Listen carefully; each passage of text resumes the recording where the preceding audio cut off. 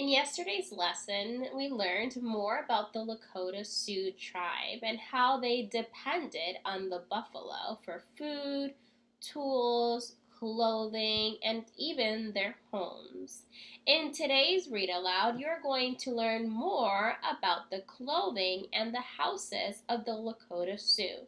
Today's read aloud is titled, Where's Winona? Let's go over some vocabulary before we start. Chief, say chief. The chief is a person in charge of a tribe. Mischief, say mischief. Mischief is behavior that can be naughty or against the rules. Parfleche, say parfleche. A parfleche is a small bag made from animal hide. And travois, say travois. A travois is a type of sled used to carry a teepee and other belongings. Today's story is about a Lakota Sioux girl named Mapia. Listen carefully to learn about Mapia's daily life. Where's Winona? Today's story is about a Lakota Sioux girl named Mapia. Listen carefully to learn about Mapia's daily life. This is Mapia, a Lakota Sioux girl. Why do you think she looks so happy? Every year, Mapia looks forward to moving with her family to their summer camp. After several days of traveling from their winter camp, they have finally arrived at Mapia's favorite place. They have moved here to hunt buffalo. While the men hunt for buffalo, Mapia and her family will live in this special spot with other Lakota Sioux families until the days shortened, signaling fall. This is Mapia's family, her mother, her father, her grandmother, her little sister Tashna, and her baby brother Shaitan. Do you see anything in the picture that is made from buffalo skins? Yes, their clothes and moccasins are made from buffalo skins, and their teepees or houses are made from the buffalo too. Think how easy it would be to carry your house with you if you lived in a teepee. Teepees are easily taken apart and put back together again. Look closely at the picture. Do you see the two poles near the horse's head? A frame is connected to the poles behind the horse, forming a travois. This is the travois, a type of sled used to pull the family's teepee and other belongings. What do you see in this picture? Mapia and her family never stay in one place for long. Lakota Sioux families moved frequently, following the buffalo across the plains. Mapia's mother is the one who always packs and unpacks the teepee and belongings. Before leaving the winter camp, Mapia's mother piled their clothing, blankets, and rugs onto the backs of horses. Many things were loaded onto a travois. Even grandmother and Tashna rode on a travois. Shaitan traveled in a cradle board on mother's back. A cradle board is a board that many Native American tribes used to carry babies around. Mapia packed her toys into a parfleche, a small bag made of buffalo hide. She took special care with her doll, Winona, wrapping her up in a little fur blanket before putting her into the parfleche. So this is the parfleche.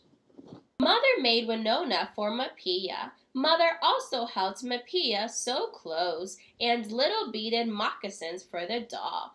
Mapia loves Winona very much. The Lakota Sioux are busy setting up their new summer camp. Their teepees form a circle with all the doorways facing in the same direction, east, away from the strong winds that blow across the plains from the west. They are set up in order of the family's importance. Since the chief is the person in charge of the tribe, his teepee is the most important. Mapia's father is a respected hunter and warrior or fighter, so his family's teepee is placed near the chief's. Mapia's family will raise its teepee beside some cottonwood trees. Mother leans Shatan's cradle board against the tree trunk in the shade. He is fast asleep. Mapia usually has to watch over little Tashna, but today grandmother will look after her. She will take her over to visit Mapia's aunt because her teepee has already been raised. Mapia is glad to be given a break. Tashna is always getting into mischief.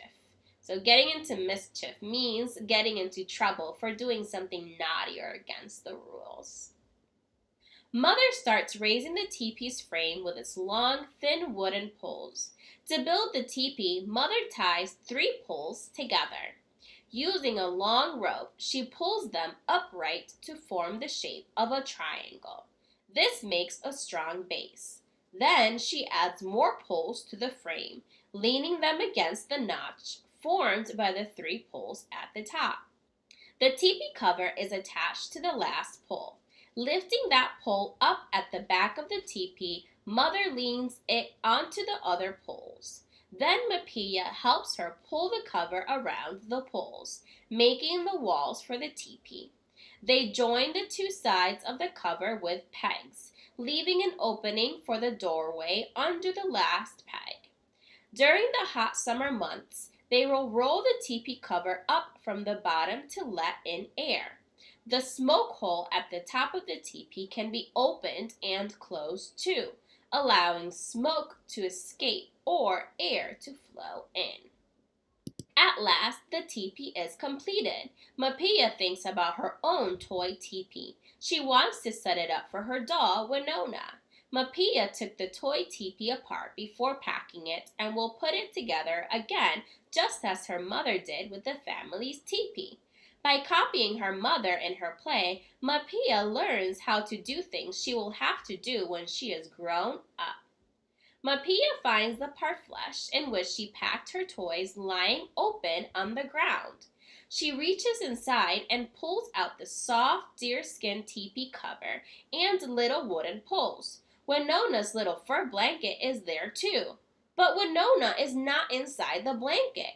Mapia pulls everything out of the bag. No Winona.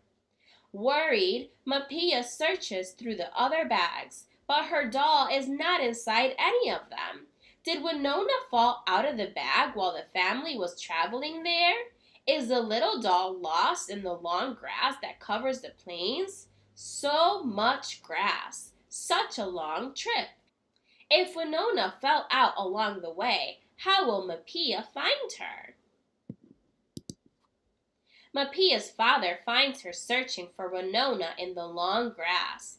"Have you seen my doll?" Mapia asks him. "No," he answers. "I found my parfleche open. Maybe Winona fell out along the way."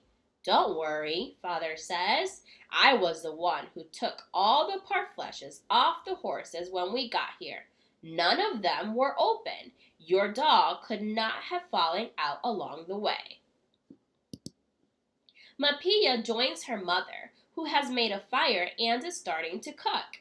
Father tightens his bow as Shaitan continues to sleep. "Mother, have you seen Winona?" asks Mapia. "No," says Mother, "I haven't seen your doll." Just then, Shaitan wakes up and starts to cry. Of all the family, Mapia is the best at getting Shaitan to stop crying. She goes over to the tree, makes a silly face, and sticks out her tongue. Shaitan stops crying. He laughs and laughs. And that's when Mapia sees them. Do you see what Mapia sees? 2 little beaded moccasins poking upside down from the cradle board. She tugs hard. Out come the legs, then the dress, then the arms and head of Winona. Mapia gives Winona a big hug.